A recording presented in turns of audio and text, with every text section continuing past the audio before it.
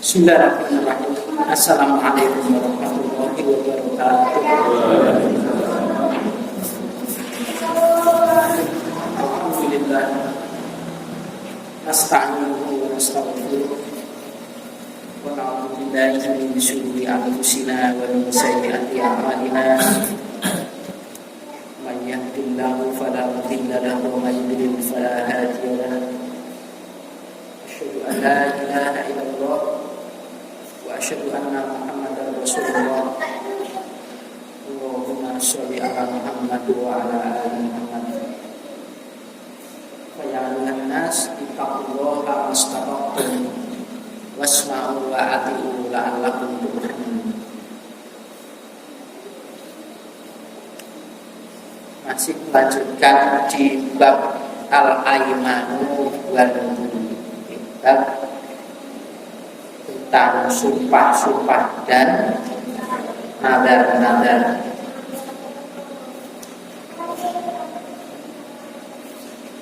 Sampai hadis yang ke-1109 sudah saya bacakan, belum saya terangkan soal hadis yang ke-1197 ini. Akan saya ulangi untuk pembacaannya. Wa Uqbah bin Amirin radhiyallahu anhu qala Rasulullah sallallahu alaihi wasallam kafaratul badri kafaratul nadri kafaratul yaminin. Kifarahnya nadar itu kifarahnya sumpah. Rawahu Muslim wa zada Tirmidzi. Imam Tirmidzi menambahi fihi padanya pada tambahan hadis dari Tirmidzi tadi, idza lam yusammihi, apabila belum menentukannya, menamainya dan menentukannya. Wasuhahu, dan telah mensahihkannya, maksudnya Tirmidzi ini mensahihkan wali Abu Dawud min hadisi Ibni Abbasin marfu'an, dan pada Abu Dawud dari hadisnya Ibnu Abbas secara terangkat hadisnya ini, man nadaro nadron lam yusami. Siapa yang bernadar satu nadar yang belum menentukan nadarnya, fa kafaratu yaminin, maka kifarahnya atau dendanya ya, ketika dinadar maka sama dengan kifarahnya sumpah. Wa man nadara nadr, dan barang siapa yang nadar satu nadar fi maksiatin, pada urusan maksiat, fa kafaratuhu kafaratu yamin, maka kifarahnya seperti kifarahnya sumpah. Wa man nadar, dan barang siapa yang bernadar nadron satu nadar la yutikuhu, yang dia itu tidak ada kemampuan padanya, fa kafaratuhu kafaratu yamin, maka kifarahnya seperti kifarahnya sumpah. Wa isnaduhu sahihun illa annal hufadhu jahu waqfahu, dan sanad-sanadnya hadis ini sahih, kecuali bahwasanya orang-orang yang banyak menghafal daripada hadis itu, dia itu sama menguatkan akan kemauqufan hadis ini, hadis yang berhenti pada sahabat saja. Walil Bukhari, dan pada Imam Bukhari, min hadisin Aisyah radhiyallahu anha, dari hadisnya Aisyah radhiyallahu anha, wa man nadara, dan barang siapa yang bernadar an yaksillaha, bahwa saja itu bermaksiat kepada Allah, Falayaksi, maka janganlah dia melakukan kemaksiatan kepadanya, kepada Allah Ta'ala. Walil muslimin, dan pada Imam Muslim min hadisin Imrona, dari hadisnya Imron, la lafa alin nadrin fi masyatin, tidak boleh dipenuhi pada nadar yang urusan maksiat. Ini nanti sini panjang karena diambil dari beberapa arah hadis ini, dari riwayat yang lain. Pada intinya sama, bahwasanya sumpah sama nadar ini kalau dilanggar maka kifarahnya atau dendanya sama. Ya, dendanya. Bagaimana itu ya? Apa itu namanya? Memberi makan 10 orang miskin, atau memberi pakaian, atau memerdekakan budak, atau berpuasa 3 hari. Di Al-Quran juga ada yang di surah Al-Maidah. Maka bagaimana dengan orang yang bersumpah? Kalau sumpahnya itu maksiat, maka wajib dia dilanggar, wajib dia melanggar. Saya kalau sembuh dari sakit maka akan selamatan di kuburan misalnya, ini wajib dibatalkan dan dia harus mengkifarainya dengan puasa 3 hari. Nanti akan kita lewati, kayaknya belum lewat ini, dan nanti belum kita jangan soal itu harus dilanggar. Atau orang-orang yang belum menentukan, katanya kalau nanti anak saya ini sembuh dari sakitnya misalkan, saya akan beri makan berapa orang, kan belum namai, itu ya. Dan apa saja yang nadar atau sumpah ini dilanggar, maka kifarahnya juga sama. Terus dan menunjukkan orang-orang yang bernadar dalam hal kebaikan ini orang yang berakhir dalam berbuat kebaikan. Jadi seolah-olah dia mau berbuat baik kalau Allah berbuat baik kepadanya dulu. Maka kita bersyukur kepada Allah, ya, dapat ilmu yang seperti ini. Ya, artinya kita tidak mudah-mudah sedikit-sedikit bernadar. Ya udah, kalau mau sedekah saja, kalau mau berbuat baik saja. Toh kita berbuat baik, nanti juga Allah Ta'ala akan menghargai kebaikan kita ini. Tidak usah Allah Ta'ala itu didikte-dikte dengan apa yang menjadi kemauan kita. Kalau sana sudah begini, saya akan begini ya Allah. Jadi seolah-olah dia mau berbuat baik itu kalau Allah Ta'ala berbuat baik dulu. Padahal mestinya tidak begitu. Kita berbuat baik kepada Allah Ta'ala, ya, supaya Allah Ta'ala ini juga berbelas kasihan kepada kita. Maka orang sepintar apapun dalam urusan dunia ini, tapi dia tidak memberikan petunjuknya Allah Ta'ala, maka dia itu akan tersesat. Fail hadi Muhammad Sallallahu Alaihi Wasallam.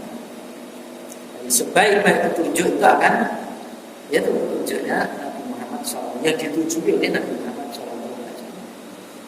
Kalau fail hadis kita jadi baik-baiknya omongan, baik-baiknya cerita itu ya ciptanya Allah, karena tidak pernah bohong. Hadis ada yang palsu, ada yang dhaif. Tapi kalau sudah Al-Quran, ceritanya Allah pasti benar, pasti benar.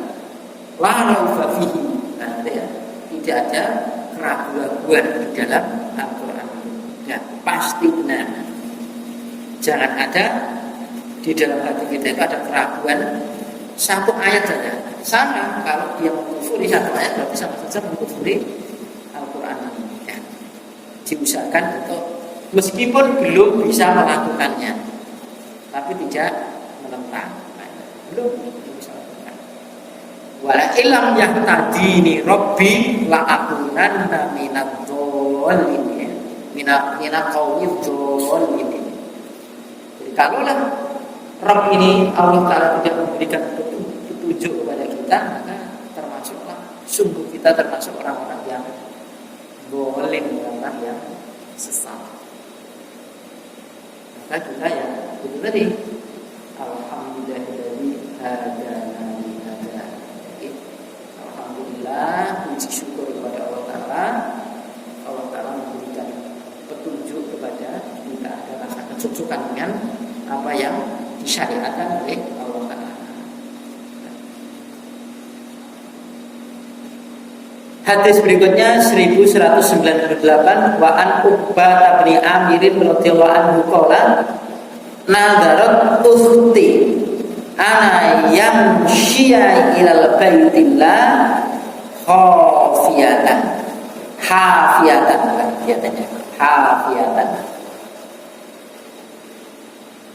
dari Uqbah bin Amir radhiyallahu anhu berkata, saudara perempuanku bernadar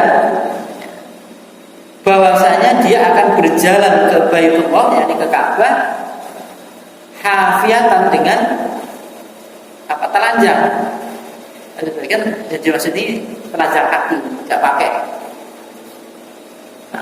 kaos kaki atau tidak pakai sendal, itu kan panas.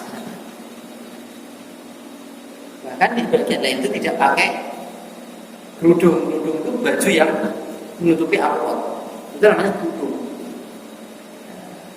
Bukan kerudung pemahaman kita itu kerudung itu menutupi kepala pun. Jadi maksud kerudung adalah menutupi dari kepala sampai ke mata kaki. Boleh tampak telapak tangan dan muka saja. Itu pun sebagian. Kalau mazhabnya Syafi'i itu muka itu termasuk aurat, maka harus pakai cadar. Jika orang-orang yang bermadzhabkan Syafi'i mestinya pakai cadar. Syafi'i itu yang dipahami itu persilahkan. Tapi ada hadis yang sahih juga.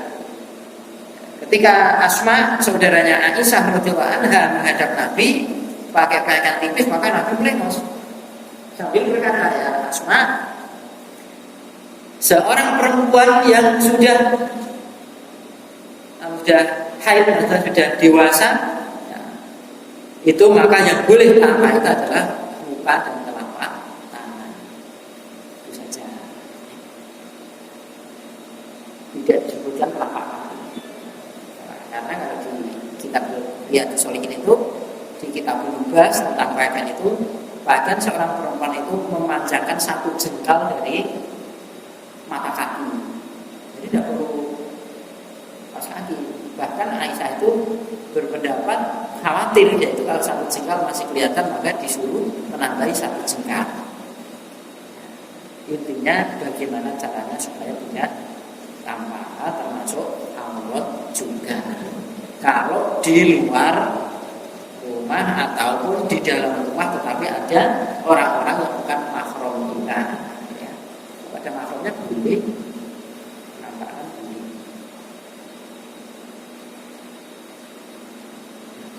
Jadi saudara perempuannya si Uqbah bin Amr tadi punya nazar bahwasanya akan umroh atau naik haji dengan ke Baitullah sana dengan tidak pakai telanjang kaki. Fa'amarotni, maka memerintahkan kepadaku.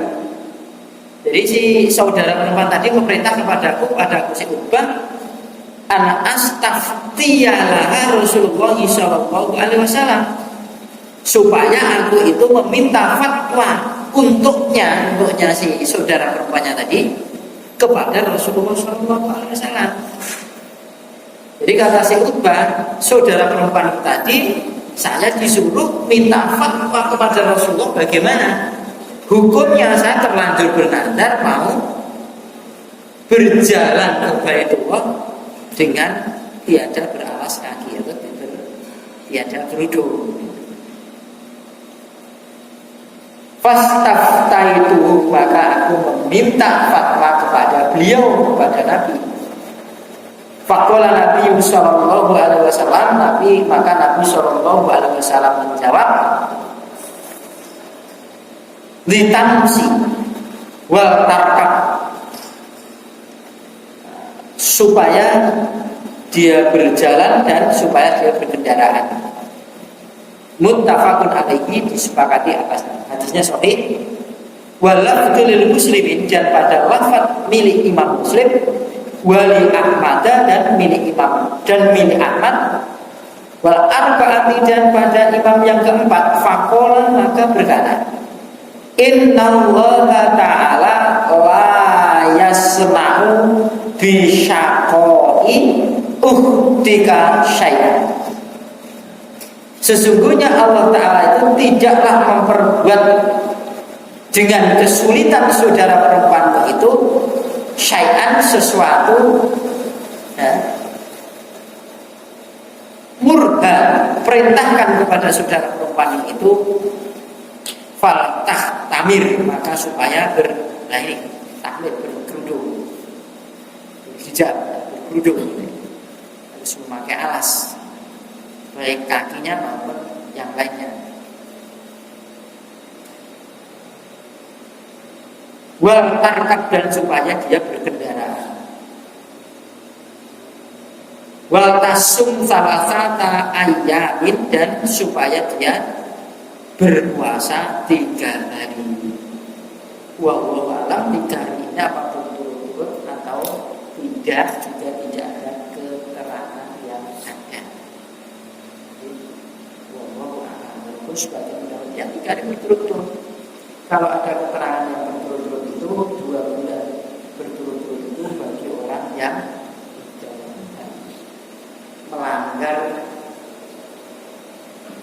yang bisa di bulan Ramadan dia mengumpuli istrinya di siang hari, dia orang miskin. Pada awalnya disuruh berpuasa 2 bulan berturut-turut. Kalau ada kemampuan, kalau tidak ada kemampuan maka ada rusaknya, ada keringanan yang lanjut. Nah, kita baca di sini. Jadi ini si Uqbah bin Amir ini ceritanya punya saudara perempuan. Kemudian saudara perempuan ngomong, Uqbah bin Amir, saya ini terlanjur punya nazar mau ke Baitullah dengan jalan kaki dan tanpa alas. Nah, coba kamu tanya kepada Rasulullah, minta fatwanya bagaimana. Nah, perintah kami. Betul, si Uqbah ini mendatangi Rasulullah dengan menanyakan dari perihal yang dialami oleh saudara perempuannya tadi. Maka beliau Rasulullah SAW, adalah saudara perempuanmu supaya jalan dan berkendaraan. Artinya kadang-kadang jalan, kadang-kadang kendaraan. Kalau dia berkendaraan terus, maka kasihan juga kendaraannya. Kalau dia jalan terus juga kasihan kepada orangnya. Maka kasih kesempatan, ya. Kendaraannya ini juga untuk beristirahat ataupun untuk tidak ditunggangi.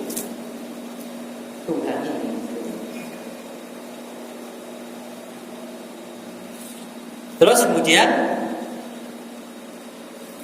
setelah itu juga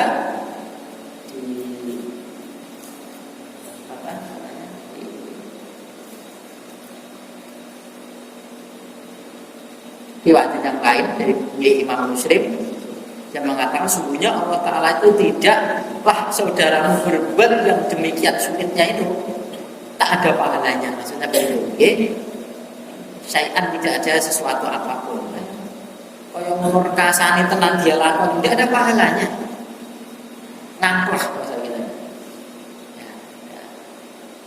Kemudian Rasulullah SAW burhan, perintahlah saudara perempuan itu supaya berkerudung. Terus kemudian supaya menaiki kendaraan ketika ke Baitullah. Terus kemudian supaya berpuasa 3 hari sebagai upaya jedanya. Maksudnya begitu. Nah, dari hal ini berarti orang yang melanggar daripada nazarnya itu ada kifarahnya.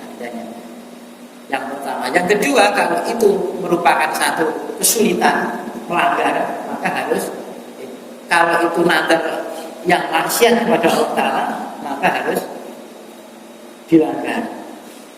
Harus dilanggar, dan meskipun dilanggar harus bayar kafar. Tidak kudu kan tidak boleh. Orang perempuan kan harus.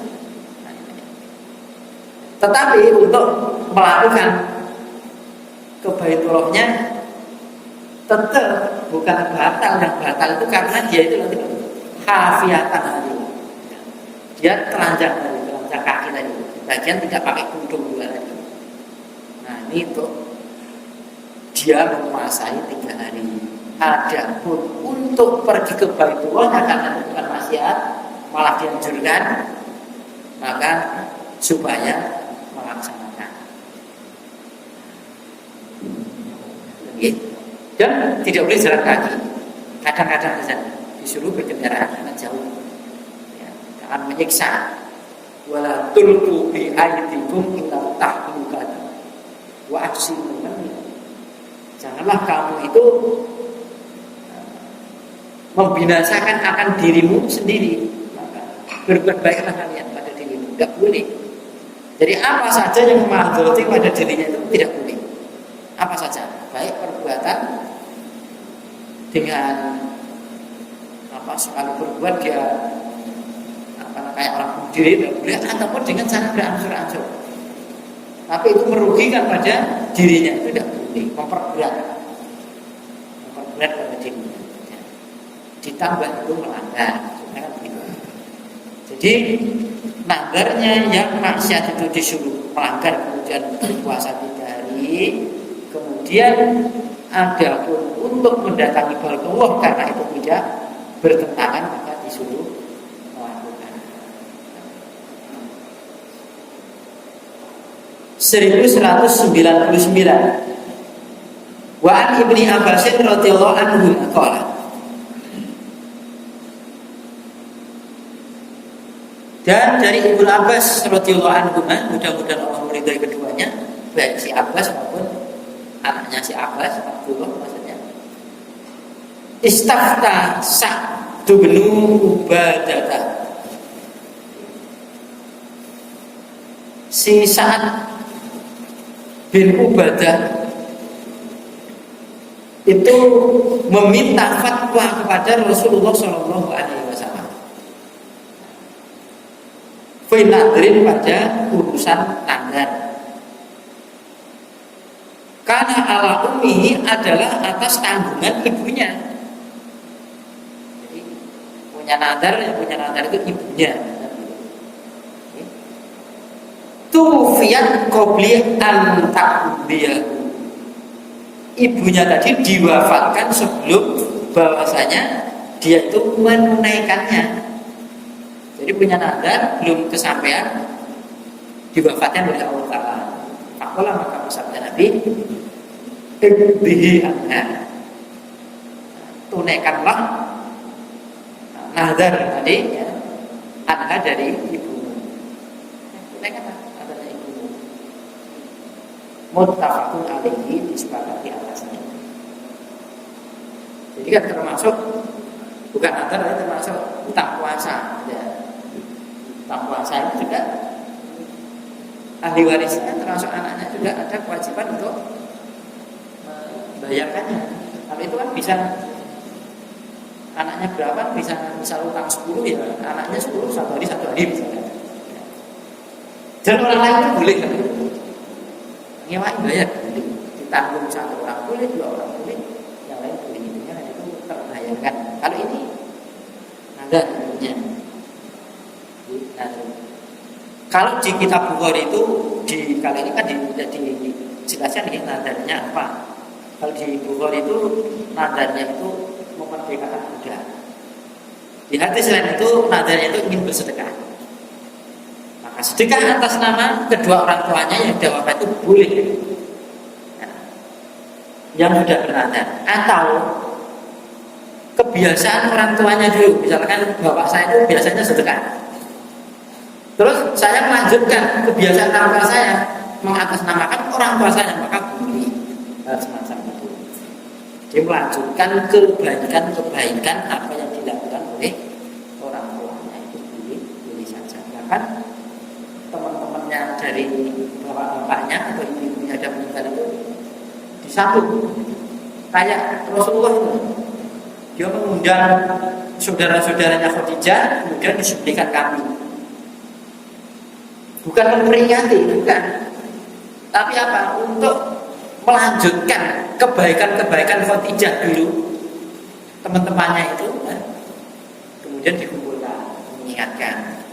Khadijah itu kan punya saudara namanya Hala.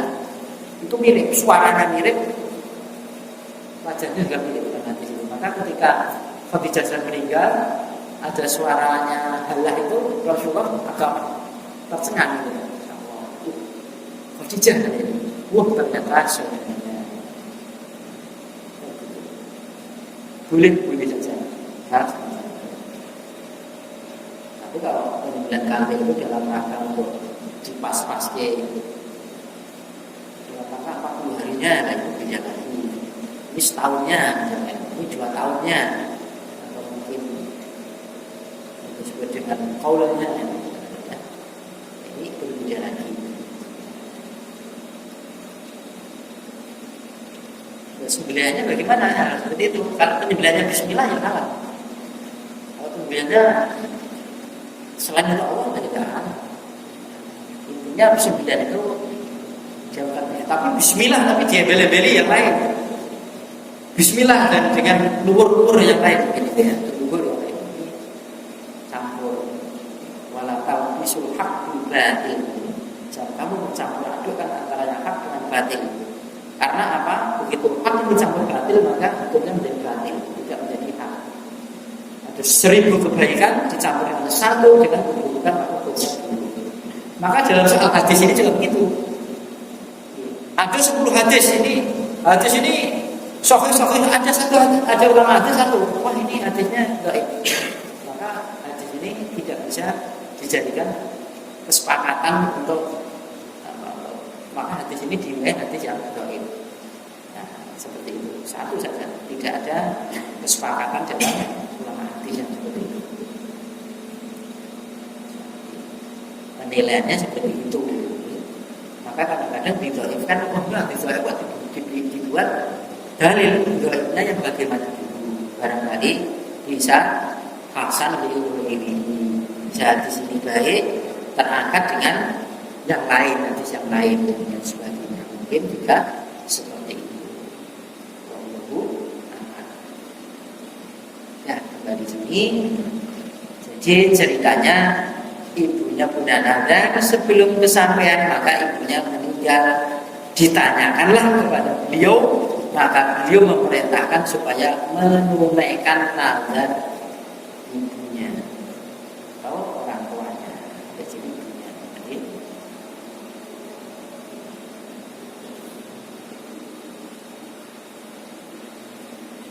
Kalau ada yang ditanyakan gitu, langsung ditanyakan lagi.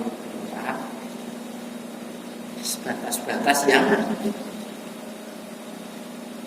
saya tahu, atau mungkin sifatnya menambah keterangan dan kalau mendapat keterangan yang lain bisa tambah. Jadi intinya saling melengkapi dan belajar bersama.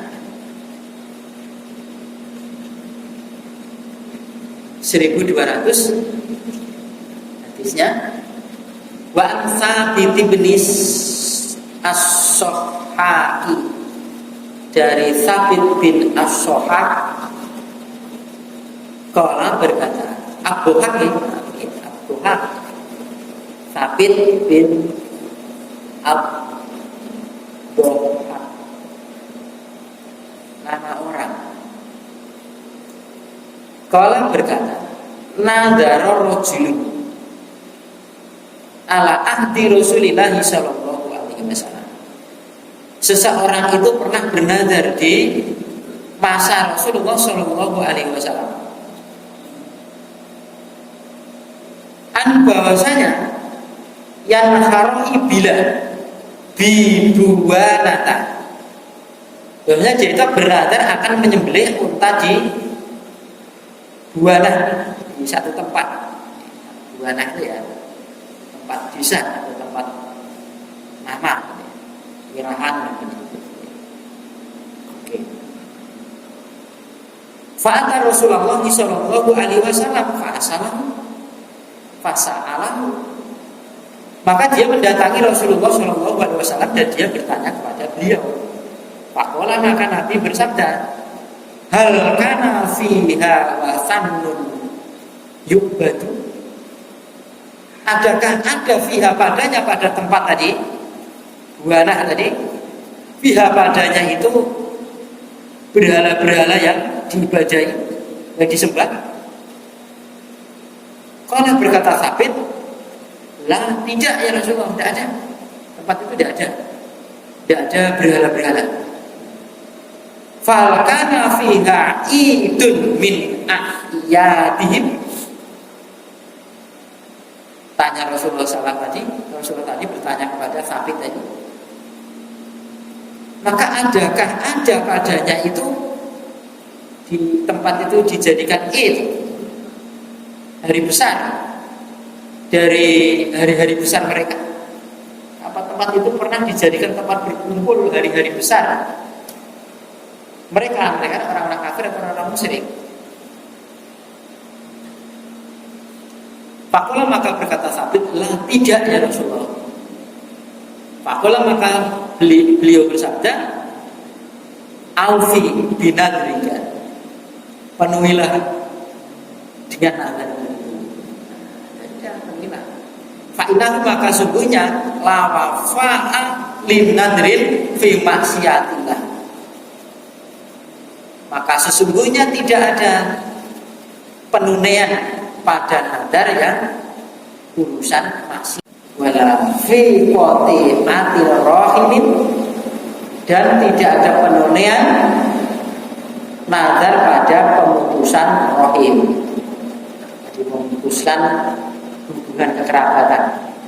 Nadar, saya tidak akan menziarahi kamu, saya tidak akan berkunjung kepadamu. Nah, tidak boleh. Perintahnya itu menyambung silaturahim, nah ini malah memutus. Nah, tidak ada itu namanya maksiat. Wala fima la yamliku ibnu Adam, dan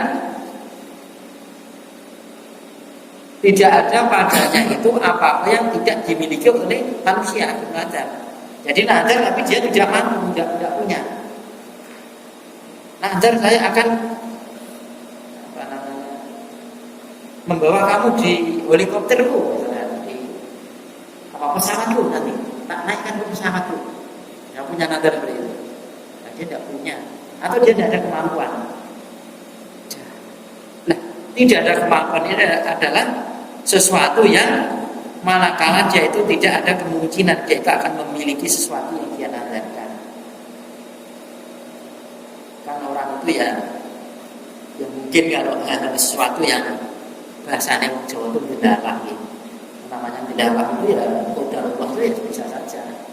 Orang petani dulu terus beri nazar argowo anak buju ini sudah jalannya untuk naik pesawat dia. Ini kan tidak anak-anak, tidak ada. Kan bisa saja kalau Allah Ta'ala itu ya bisa. Tapi itu kan menurut hitungan kan tidak wajar lah, itu tidak wajar. Yang biasa saja, tidak bisa, atau dia tidak mampu, maksudnya itu tidak mampu.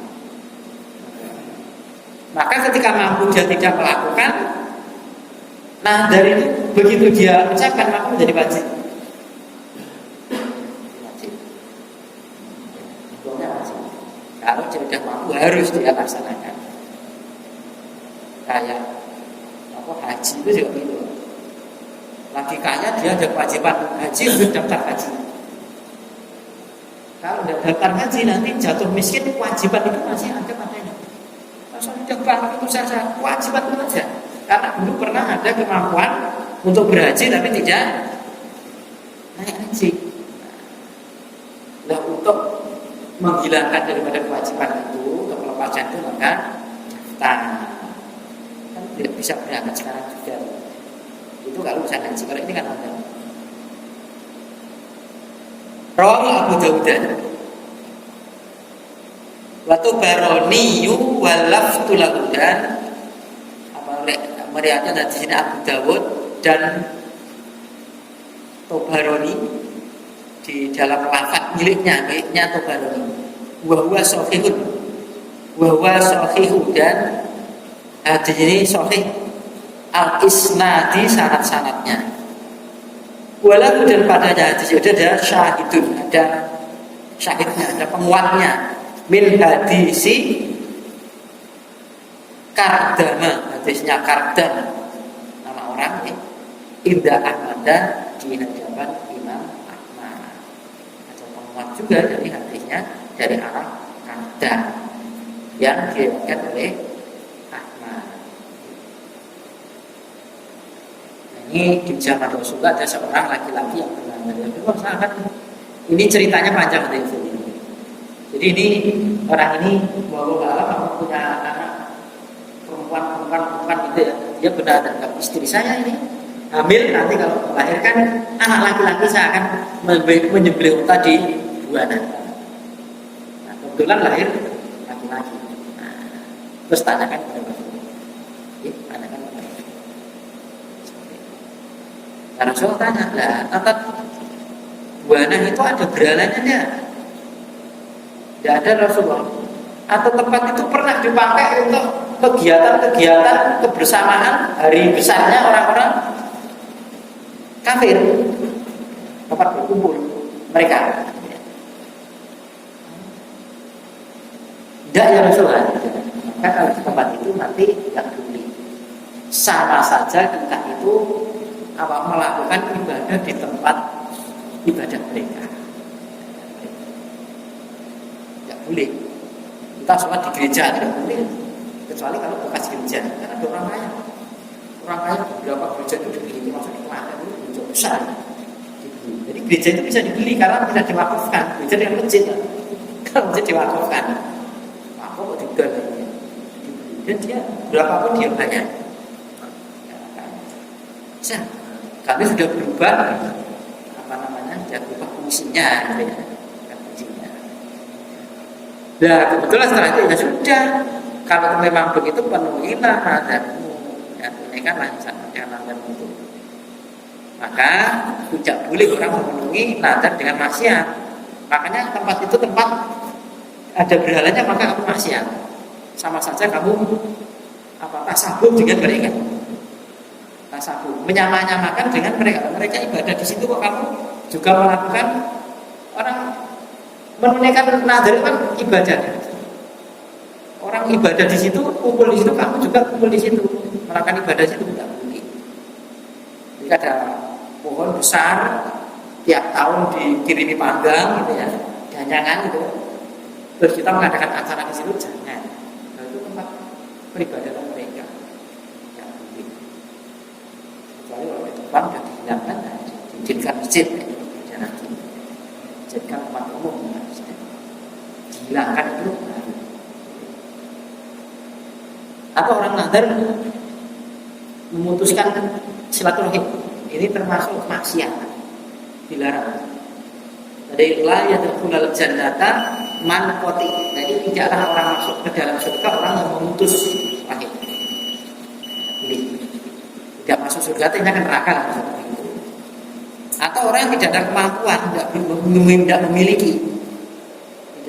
Dia memiliki itu ya tidak karena melakukan itu tidak boleh. Orang itu bernadar dengan sesuatu yang dia sendiri jangan berandai-andai. Ini masalah itu dan sebagainya ya. Yang amalah sesuai dengan kalau kita mampu kita lakukan. Kalau belum mampu dan pala kita berharap bisa melakukan amalan tadi. Tidak boleh nanti begini biasanya orang-orang yang kejepit.